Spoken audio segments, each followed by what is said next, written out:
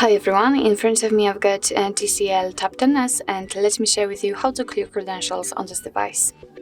So first of all, let's enter the settings, and here we have to scroll down in order to find security and biometrics. Now let's scroll down again in order to find encryption and credentials, and here at the very bottom of this list we've got clear credentials option, so let's tap.